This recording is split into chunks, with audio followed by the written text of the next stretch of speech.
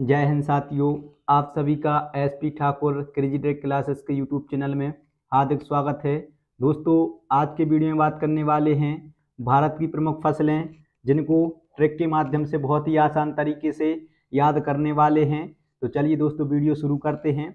Video में आगे बढ़ने से पहले वीडियो को लाइक और चैनल को सब्सक्राइब कीजिएगा। अगर बात करते हैं भारत की प्रमुख फसलें, तो भारत की प्रमुख फसलों को समय व मानसून के आधार पर 3 भागों में बांटते हैं, जैसे कि खरीफ की फसल, रबी की फसल और जायद की फसलें। इनको विस्तार पूर्वक तथा शॉर्ट ट्रिक के माध्यम से याद करने वाले हैं। तो सबसे पहले बात करते हैं खरीफ की फसल। तो खरीफ की फसलें कौन सी होती हैं? जो कि मानसून के आगमन के साथ में जून जुलाई माह में बोई जाती हैं तथा शीत ऋतु के आगमन में, मतलब कि अक्टूबर नवंबर में काट ली जाती हैं। उनके लिए क्या कहते हैं? खरीफ की फसलें कहते हैं।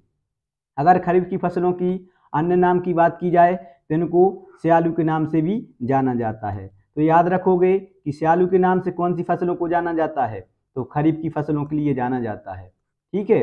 अगर बात की जाए कि भारत में कुल कृषि उत्पादन का कितने प्रतिशत खरीफ की फसलें होती हैं, तो 62%, 62% खरीफ की फसलें भारत की कुल कृषि में योगदान देती हैं। अब बात करते हैं कि खरीफ की फसलें कौन कौन सी हैं, जहां से प्रश्न निकल कर आते हैं। तो इसमें आपको एक ट्रिक याद रखनी है। ट्रिक बहुत ही आसान है कि जो बाती की अम्मा है, बाती की अम्मा के गधा ने चावल खाए तो उसे ज्वर हो गया। ज्वर के लिए बुखार बोलते हैं अपने यहाँ पर। तो बाती की अम्मा के चावल किसने खाए हैं? गधा ने खाए हैं, तो उसे क्या हो गया है? ज्वर हो गया है। तो यहाँ पर देख लेते हैं बा, तो बाजरा आ जाएगा, जो कि प्रमुख खरीफ की फसलों की ट्रिक है। तो कंफ्यूज मत होना, क्योंकि ये बहुत ही आसान है ट्रिक के माध्यम से। इसके बाद ती, तो ती से तिलहन, का तो कपास, आ तो अरहर और अरंडी। इसके बाद माँ तो मक्का, इसके बाद एक माँ और तो मूंगफली, गा तो गन्ना, धा धान और चावल, तो चावल से चावल आ जाएगा। धान से ही क्या बनते हैं? चावल बनते हैं।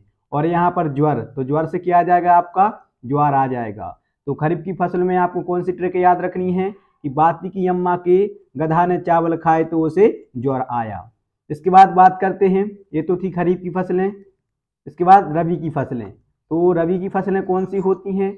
जो कि कम तापमान, मतलब कि शीत ऋतु में अक्टूबर नवंबर माह में बोई जाती हैं, और अधिक तापमान, मतलब कि होली के टाइम पर मार्च अप्रैल में काट ली जाती हैं। उनके लिए क्या कहा जाता है?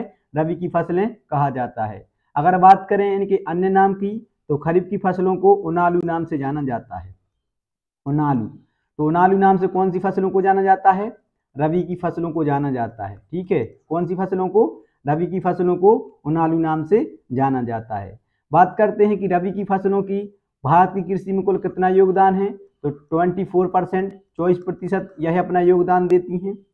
इसके बाद में बात करें कि ये कौन कौन सी प्रमुख फसलें हैं, तो इसमें आपको एक ट्रिक याद रखनी है। ट्रिक बहुत ही आसान है कि तारा है वह आरजू के सच्चे गम में डूबी है। कौन डूबी है आरजू के सच्चे गम में? तो तारा डूबी है।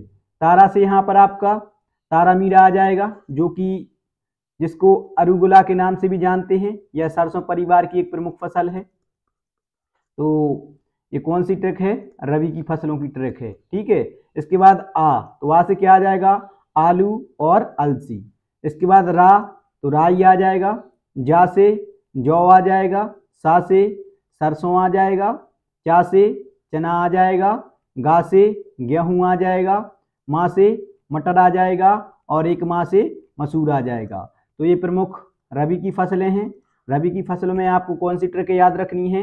ये तारा है वह आरजू के सच्चे गम में डूबी है। ठीक है। तो तारा मीरा, आलू, अलसी, राई, जौ, सरसों, चना, गेहूं, मटर और मसूर।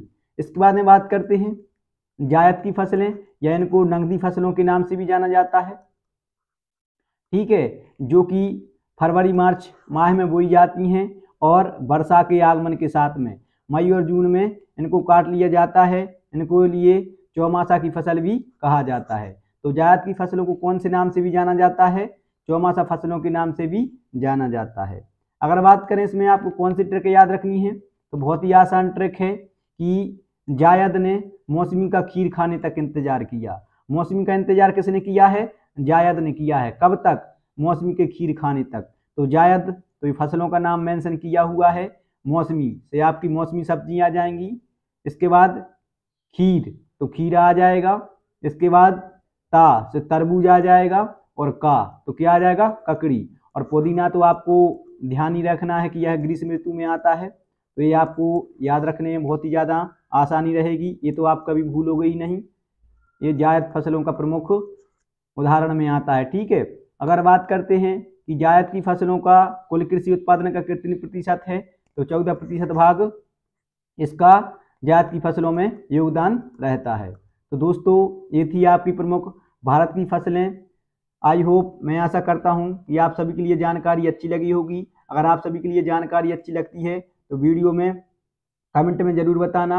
मैं आपको नेक्स्ट वीडियो इससे रिलेटेड लेकर आऊँगा कि कौन सी फसल कौन से राज्य में सर्वाधिक होती है, सबसे कम किस राज्य में होती है, और कौन सा राज्य कौन से फसल में सर्वाधिक अग्रणी उत्पादक राज्य है। इन सभी को आपको जानकारी विस्तार पूर्वक लेकर आएंगे। तो अगर सेक्शन अच्छा लगता है तो कमेंट में ज़रूर बताना। मिलते हैं आप सभी को नेक्स्ट वीडियो में। तब तक आप सभी के लिए जय हिंद।